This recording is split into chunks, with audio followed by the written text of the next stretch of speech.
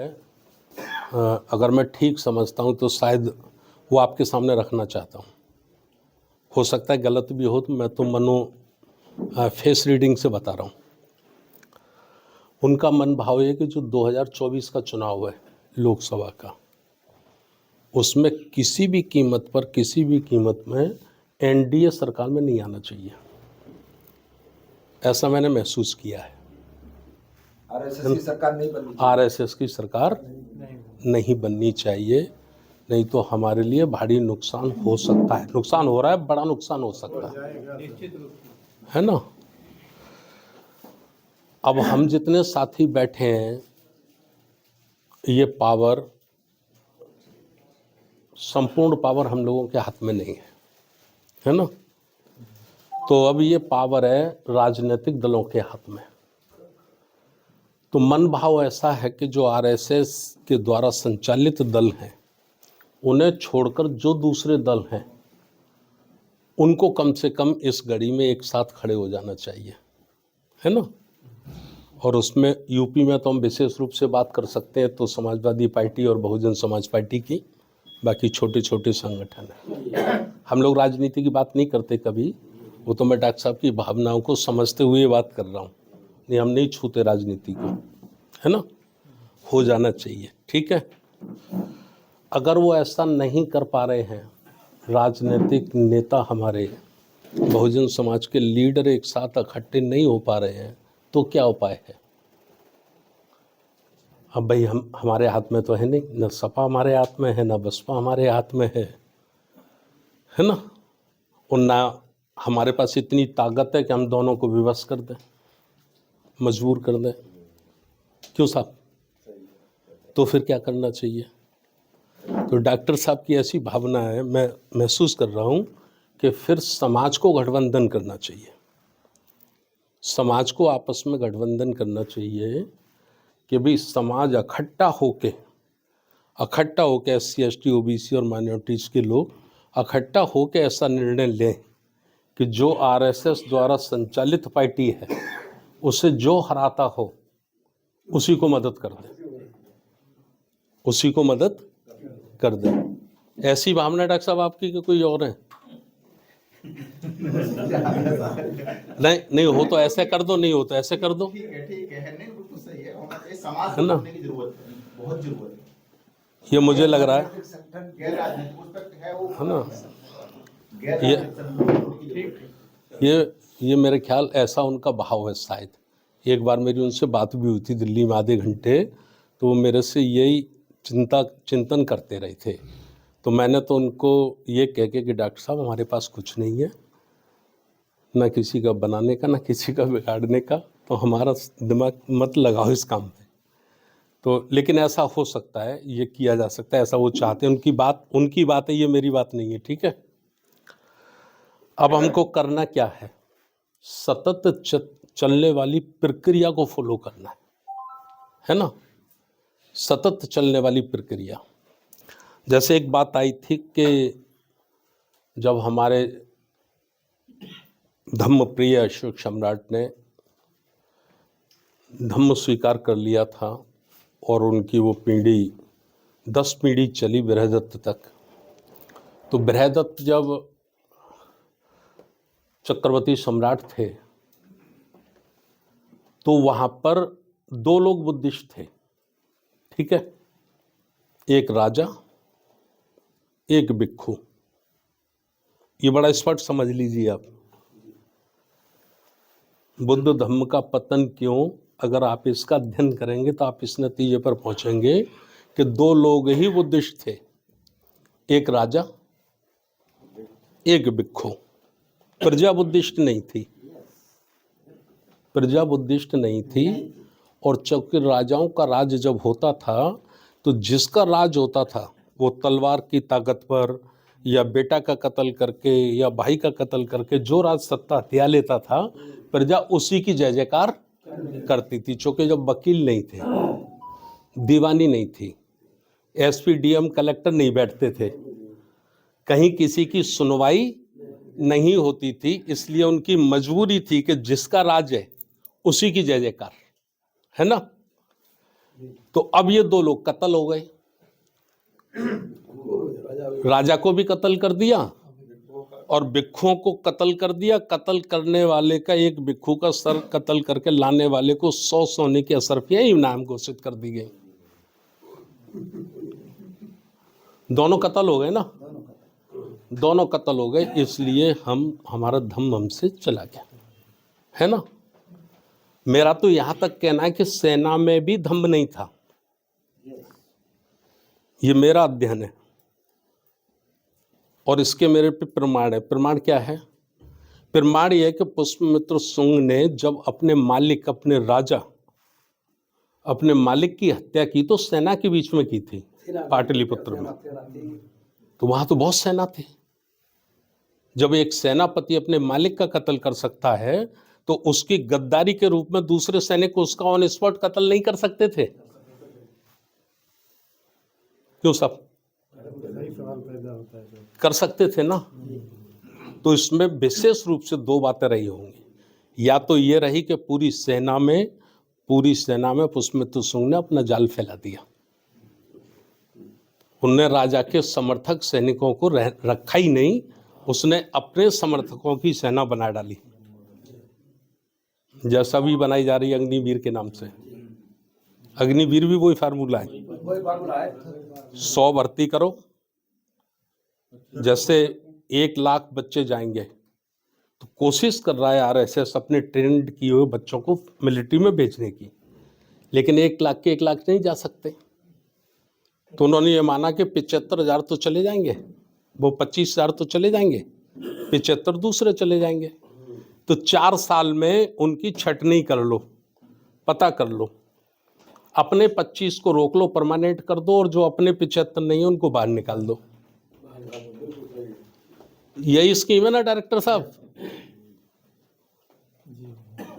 तो ये 10 वर्ष में, 20 वर्ष में संपूर्ण सेना उन्हीं की हो जाएगी। क्यों साहब? ये मेरा अध्ययन है और ये गुजरात का फार्मूला है। गुजरात में उन लोगों में, टीचर में और पुलिस में पिछले 20 वर्षों से ऐसा कर रहे हैं। टीचर जो भर्ती करते हैं वो पहले संविदा पे रखते हैं,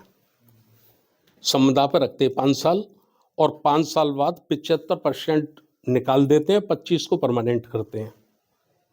ऐसे ही पुलिस में रखते हैं, वो संविदा पे रखते हैं, 25% परमानेंट कर देते हैं, 75 निकाल देते हैं। समझ रहे नहीं? वही पैटर्न फॉलो हो रहा है। तो समस्या बड़ी है, ये वाकई समस्या बहुत बड़ी है। तो उनके पास सिस्टम है, तो उस सिस्टम के जैसे भी हो सके उनके हाथ से निकलना चाहिए, है ना। सीरियस, ये सीरियसली बहुत सीरियस सुनने वाली बातें हैं। मतलब आज हम लोग बहुत संकट के दौर से गुजर रहे हैं, है ना। तो ये सब करना है, ठीक है। तो इसके लिए कुछ साथी हमारे क्या सोचते हैं कि हम सीधी सत्ता की लड़ाई लड़ें तो हम इसको हल कर देंगे, है ना। मेरा बहुत गहरा चिंतन है, 1980 से लगा हूं मैं, 18 वर्ष की उम्र से। हम सीधी सत्ता की लड़ाई लड़के सत्ता तक पहुंच ही नहीं सकते। हम सीधे सत्ता में, राजनीति में कूद पड़े तो हम सीधे राजनीति में कूद के कभी राजनीतिक सत्ता अपने हाथ में नहीं ले सकते। और हम लोग बाबा साहब से ज़्यादा बड़े ज्ञानी नहीं हो सकते, कांशीराम साहब से भी ज़्यादा ज्ञानी नहीं हो सकते। बाबा साहब ने भी कहा, जिस समाज की गैर राजनीतिक जड़ें, बाबा साहब ने कहा, जिस समाज की गैर राजनीतिक जड़ें मजबूत नहीं होती वह व्यक्ति कभी टिकाऊ सत्ता में नहीं रह सकता। कांशीराम साहब ने, उनके वीडियो चलते आप लोगों ने सुने होंगे, बोले मैंने जब ये बाबा साहब की बात सुनी तो मैंने समाज की गैर राजनीतिक जड़ें देखी। तो जड़ें तो छोड़ो, जमीन ही नहीं थी, खाली था पूरा मैदान। फिर 20 वर्ष मैंने, कांशीराम साहब के शब्द हैं, 20 वर्ष मैंने समाज की गैर राजनीतिक रूट तैयार किया। वो था हमारे सामने वामसेफ और DS4। वामसेफ और DS4 के माध्यम से उन्होंने रूट तैयार किया और जो भी राजनीतिक सफलता मिली वो उस रूट के कारण थी। और जिस दिन से हमने वो दोनों रूट ब्लॉक कर दिए, जब से हमने वो दोनों रूट ब्लॉक कर दिए, बंद कर दिए, क्यों मौर्य साहब, हमारी वापसी हो गई, शुरू हो गई ना, वापस चले गए ना हम। राष्ट्रीय बौद्ध महासभा के माध्यम से, सामाजिक न्याय परिषद के माध्यम से, धम्म सेवक संघ के माध्यम से या सम्यक शिक्षा परिषद के माध्यम से हम लोग वही गैर राजनीतिक जड़ें, गैर राजनीतिक रूट मजबूत करना चाहते हैं। ये सही है कि उसका फायदा हमको नहीं मिलेगा, ये सही है। हम आज जो काम कर रहे हैं इसका प्रतिफल 20 वर्ष बाद हमारे नाती बेटे पोतियों को मिलेगा। अगर उसके लिए काम करना है, नाती बेटों के लिए काम करना है, आने वाली नस्लों के लिए काम करना है, तो राष्ट्रीय बौद्ध महासभा एक अच्छा प्लेटफॉर्म आपके लिए है। और आज ही एमएलए बनना है, आज ही एमपी बनना है, आज ही मंत्री बनना है, तो कहीं भी जाओ, किसी के भी चरण छुओ, शायद कोई मौका लग जाए, शायद कोई मौका लग जाए। राजनीति न तप है, न त्याग है, न तपस्या है, राजनीति मौका है। और मौका आप जानते ज़्यादा किनका लगता है, क्यों? गलत कह रहा हूं मैं? हमारे आगरा में एक उदाहरण है, गुटियारी लाल।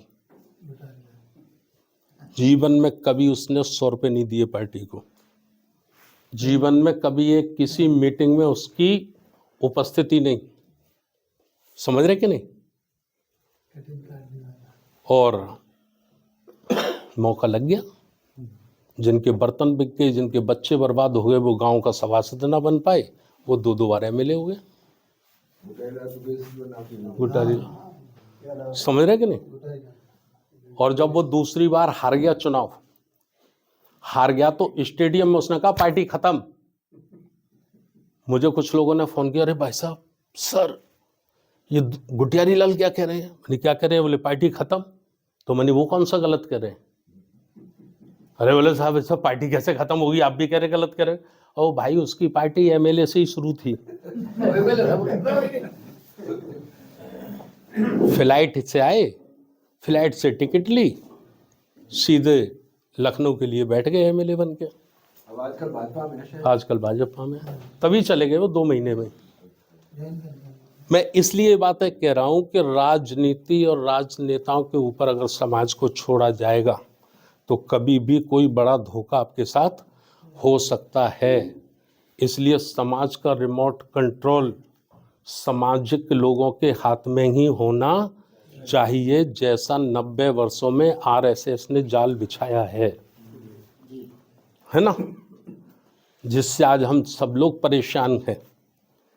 देखिए कितना बड़ा सबर किया उसने, राजनीति से शुरू की। आज भी आरएसएस के आप छोटे से कार्यकर्ता से लेके मोहन भागवत तक किसी से भी राजनीति की बात करिए, आप बेटे 4-5 फोटो बना लियो, किसी से भी आप राजनीति की बात करिए, हाथ जोड़ के खड़ा हो जाएगा।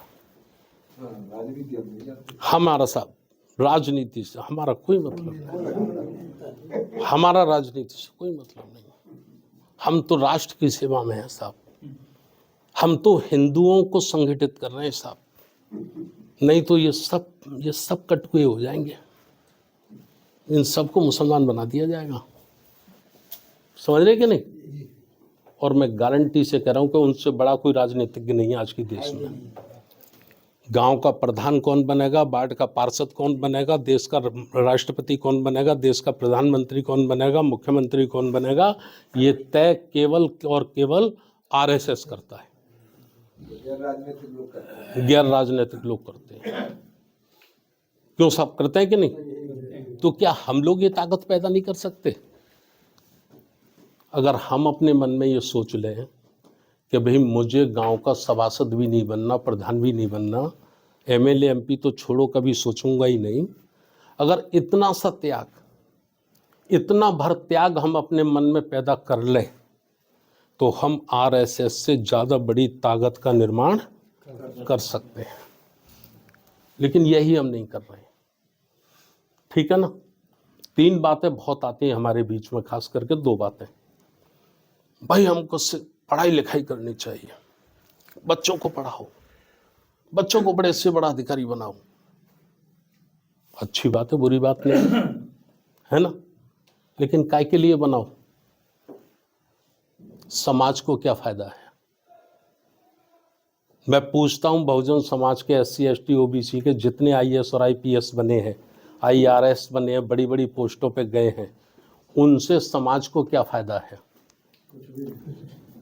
समाज को क्या फायदा है? प्रश्न आएगा 0। 1% मुश्किल था यार। समाज को तो छोड़ो, वो अपने माता पिता के भी सगे नहीं है, अपने सगे बहन भाइयों के लिए भी उनके बंगले के दरवाजे बंद रहते हैं। क्यों सब गलत कर रहा हूं मैं? है ना? आर्थिक रूप पे बात होती है। आर्थिक रूप पे एक संगठन है डिक्की, डिक्की नाम सुना हुआ आपने? उसकी फुल फॉर्म मुझे नहीं मालूम, उसका मतलब है हाँ, दलितों का, दलित जो इंडस्ट्रीज वाले लोग हैं, दलित लोग हैं, उनका संगठन है। ठीक है? उसमें पूरे देश के करीब जो हमारे दलित समाज के इंडस्ट्रीज लोग हैं वो हैं, मतलब गरीब, उसका जो मेंबर है वो भी कम से कम 2000 करोड़ का आदमी है ना? क्या फायदा समाज को? क्या फायदा? मैं ये नहीं कह रहा नहीं होना चाहिए, हमारे यहाँ अमीर नहीं होना चाहिए। पूरे देश में आज की तारीख में देखिए आप, कम से कम 1000 से ज़्यादा कथाएं चल रही हैं, और जो कथा बाँचने वाले लड़के लड़कियां हैं ना, 50-50 लाख रुपए का पैकेज है उनका, मालूम आपको? 50-50 कम से कम 20 लाख का पैकेज है। 8-8 दिन जो कथाएं गा रही हैं, है ना? वो कहाँ से होता है मैनेज? 10 बनिए बैठते हैं शाम को एक रेस्टोरेंट में, एक पंडित जी बैठते हैं उनके साथ, 2-2 पैक लगाते हैं, और वो कहते हैं पंडित जी अब बताओ क्या कह रहे हो? वो कहते कथा हो जाए 8 दिन की साहब। अच्छा तो एस्टीमेट बताओ। वो कहते साहब एस्टीमेट ये है। तो ठीक है भाई अग्रवाल जी, टेंट आपका, गोयल जी खाने की पूरी व्यवस्था, देसी घी की, मित्तल जी पानी, पोस्टर, झंडे, कार्ड सब आपके, और महेश्वरी साहब पेमेंट गुरुजी का जो कथावाचक करेंगे आप दीजिए। 10 लोग मिलके डायरेक्टर साहब वहीं चेक दे देते, वहीं पैसे दे देते, और वो नहीं जाते उस कथा में। वो कथा केवल और केवल शूद्रों को बेवकूफ बनाने के लिए की जाती है। SC ST OBC के लोगों को उस अंधविश्वास की अफीम में से निकल ना जाए, वो उनकी आंखें ना खुल जाएं, इसलिए वो करते हैं। अच्छा, हमारे धनवान लोगों से, हम अपने धनवान लोगों से जाएंगे, जो हमारे धनवान है SC ST OBC तीनों के बोल रहा हूँ। जयवीन साहब, अरे आइए आइए, विधायक जी आइए आइए, अरे साहब क्या बात, अरे विधायक जी आपका वीडियो सुना था, क्या गजब का था, चाय लो, काजू कटनी की बर्फी होगी, सब सिस्टम होगा, और फिर उनको पर्चा देंगे हम निकाल के, सोनी साहब कुछ मदद कर दो। अरे क्या फटवेगिरी की बात करते हो, हैं? क्या हो रहा है सबसे? धर्म फर्म से क्या हो रहा है बाबूजी? धर्म फर्म से? अरे सरकार बनाओ अपनी यार। सरकार के पापड़ से मिलेगी या इनकी मंडी में मिलेगी, वहां से ले आए? बात गलत कर रहा हूं मैं? बड़ी ताकत लगाएंगे तो 1100 निकाल के लाएंगे। मैं कहता हूँ जागरण नहीं हो रहा ये गली का, चुपचाप से 11,000 लिया, दिमाग खराब कर ले। ठीक है, मैं ये कह रहा हूँ पैसे दे देते हैं, लेकिन दिल से नहीं देते। दिल से नहीं देते, ये नहीं कहते कि भारती जी आप, बाबू जी आप, या शास्त्री जी आप बहुत अच्छा काम कर रहे हो और रुकने मत देना इस काम को, जो भी खर्च हो हम लोग सब मिलकर देंगे। क्यों सब ऐसे हिम्मत नहीं बढ़ाते? 100% लोग करते हैं इस काम को, और उनके 100% लोग करते हैं। पंडित जी बैठेंगे, पंडित जी बता देंगे एस्टीमेट कितने का है, और वो 10 लोग 15 लोग कर देंगे व्यवस्था। उनके फेडरेशन बने हुए, ट्रस्ट बने हुए, वहाँ से कर देते हैं, सीधा कर देते हैं कि नहीं? मैं सिर्फ कंपैरिजन इसलिए कह रहा हूं कि हमारे पढ़े लिखे लोगों को भी ये काम करना चाहिए था, हमारे संपन्न लोगों को भी ये काम करना चाहिए था और करना चाहिए, आज भी करना चाहिए। जो काम कर रहे हैं, जो रातों दिन यार चौकीदार रखते हो उसको भी 15,000 रुपये महीने देते हो, जो रात को सीटी बजाता है कि कोई आपकी चोरी ना कर ले उसको भी देते हैं ना पैसे। तो ये भी तो समाज के चौकीदारी तो हम लोग तो खुले में दुश्मनी ले रहे हैं। अब ये वीडियो बना रहे भैया मेरा ये चलेगा खूब, तो हम उनके निशाने पे नहीं आएंगे जिनके खिलाफ काम कर रहे हैं? आएंगे ना। जितने लोग काम कर रहे हैं उनके निशाने पे आएंगे कि नहीं आएंगे? अच्छा, उनके लिए क्या बड़ी बात है, 5 लाख रुपए दे दो, मार दो साले में गोली।